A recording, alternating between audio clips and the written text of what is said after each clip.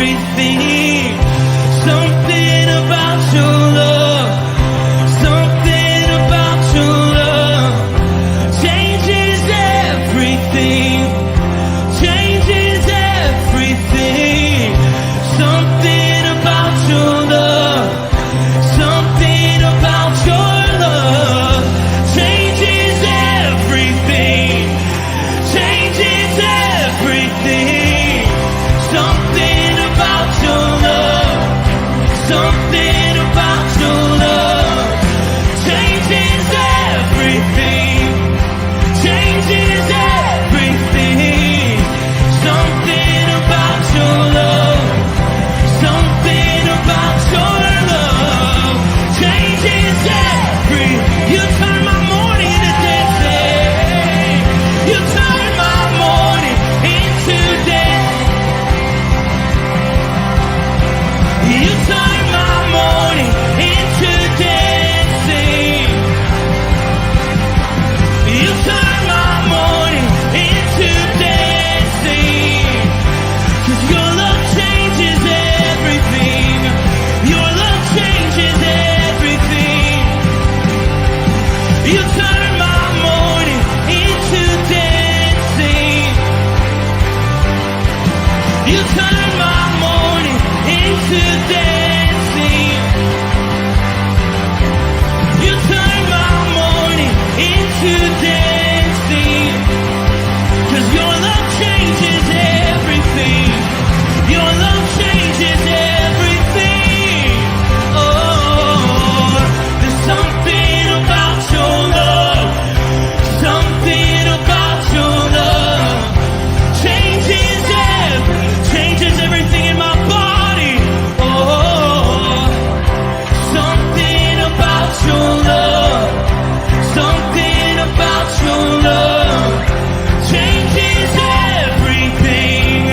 It changes everything. Something about your love.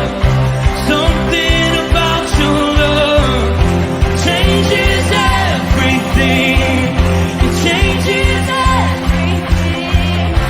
Something about your love. Something about your love changes everything. Changes everything. Something about your love. Something about your love changes everything. Something about your love. Something about your love changes everything. Changes everything. Something about your love. Something about your love changes everything. Changes everything. Something about your love. Something about your love changes everything. You turn my morning into dancing. You turn my morning into dancing. You turn my morning into dancing. You turn my morning into dancing. You turn my morning into dancing.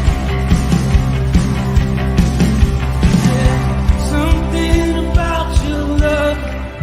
Something about your love changes everything. Hey, good morning, Rooted Men. Good to have you on board. There's my namesake, Tommy. He wants to say hi. Can you say hi to everybody? Hi. Say hi, guys. Hi, guys. There we go. There we go. Should we see who's on? Yeah. Okay, let me see. Let me shrink this screen down for a second. Well, let me tell you who's on. I can tell you that Chuck B is on, and he says, "Good morning, men." And I know that Chris Connolly's on. He says, "Morning, gentlemen." And I know that Ken Gooch is on, and he says, "Good morning, fellow brothers in arms." And Brian Vlaming says, "Good morning, men." And Bert Reggiani, he says, "Good morning, too." Yeah.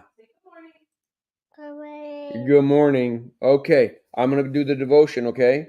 Can you say bye, guys? Bye-bye. Okay, go see Mama. And I'm going to do the rest of the devotion. All right. Thank you. All right. Oh, what a morning. It's been awesome.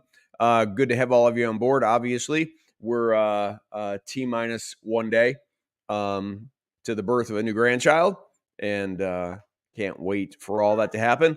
Also, we need a daddy and a hubby to have all of his flights and everything line up. So we need that to take place. Wait a minute. A couple firmly rooted Greendale guys just popped on. Greg Ray, greetings all. Dave Irons, good morning, men. All right. We are in Psalm 119. Let me pull the text up, add it to the stage. Bible app wasn't working on my computer, so I had to pull up the Bible Hub. And so hope you can see it. It might be a little smaller than normal because in my Bible app, I can increase the font, and I didn't have time to look at it. By the way, Mr. Reggiani, Bert Reggiani says, hi, Tommy. So, all right. Very good. Very good. All right. So in this text, guys, we have, remember that Jesus brought a little child. I got to go up just a little bit. He took a little child, verse 36, whom he placed among them, and taking the child in his arms, he said to them, whoever welcomes one of these little ones in my name welcomes me. And he goes on to talk about the warnings to teachers. But what's interesting, he still has that child in the midst of them. And we sometimes kind of forget that. And so all of a sudden you get to verses 42 to 50 and we finish chapter 9. If anyone causes one of these little ones, those who believe in me, to stumble, I want you to catch a few points. I guess the most prominent point that I want you to catch is he says, these little ones who believe in me. Luke calls them brephe, infants. Jesus is holding infants in his arms, and he is saying that we have to become like one of these children. And he's telling us that these children believe in him, that they're already members of the kingdom. Do not be responsible. Not a warning, Jesus says, do not be part of pulling one of these kids out of the kingdom of God and back into the kingdom of this world. How stern is the warning? It would be better for them if they had a large millstone hung around their neck and they were thrown into the depths of the sea. These are Jesus's words, right? Millstone, this massive round stone that had a hollow center and a shaft went through it, and it rolled around and it crushed the grain. A millstone. It would make flour. It would just keep going around and around and around and around until it powderized the grain. And then he says to us, if your hand causes you to sin, cut it off. It is better for you to enter life maimed, enter the kingdom of God maimed, than with two hands to go into hell where the fire never goes out. Ooh, Jesus' words again.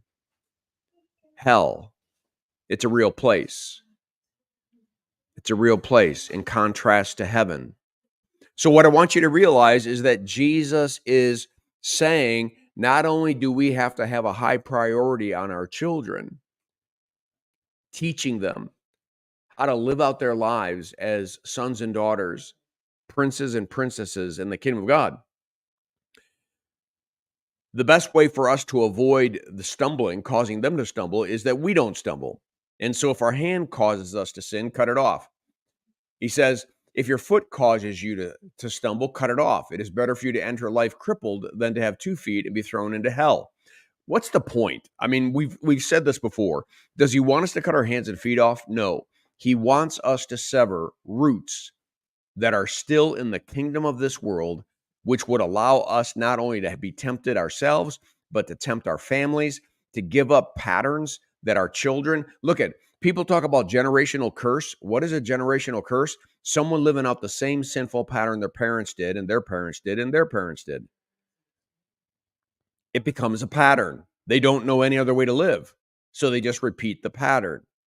But what if a generation rises up that cuts it off,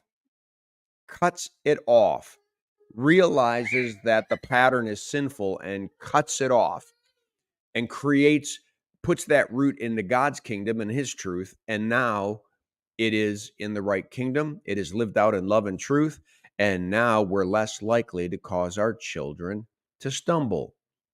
Generational sin causes our children to stumble. Jesus is saying, don't do it. Take responsibility for your children's spiritual future by taking care of yourself. You see it? By taking care of yourself spiritually. If your eye causes you to stumble, pluck it out. It is better for you to enter kingdom of God. Kingdom of God, there it is. It is better to enter the kingdom of God with one eye than to have two eyes and be thrown into hell. This is a two kingdom message.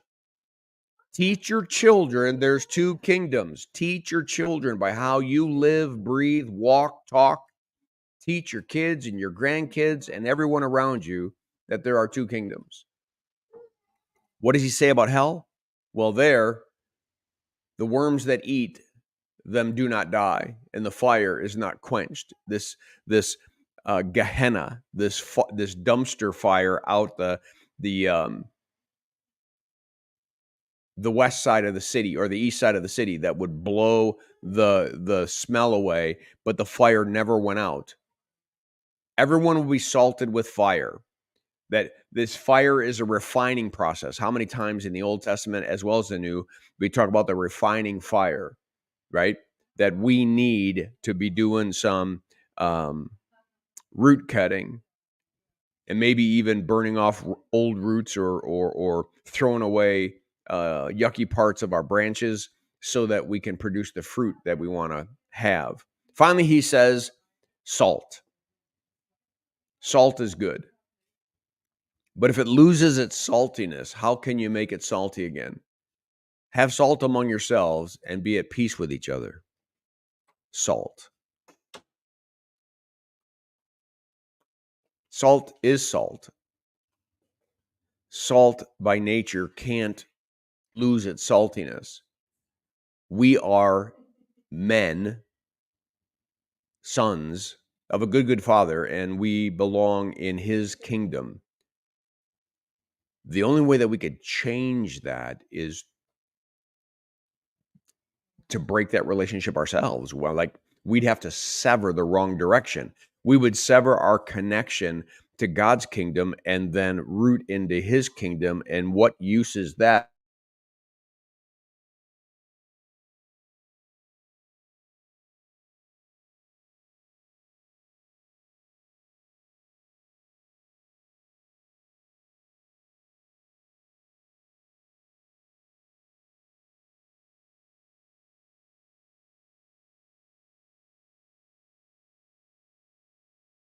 All right, I'm going to leave it at that.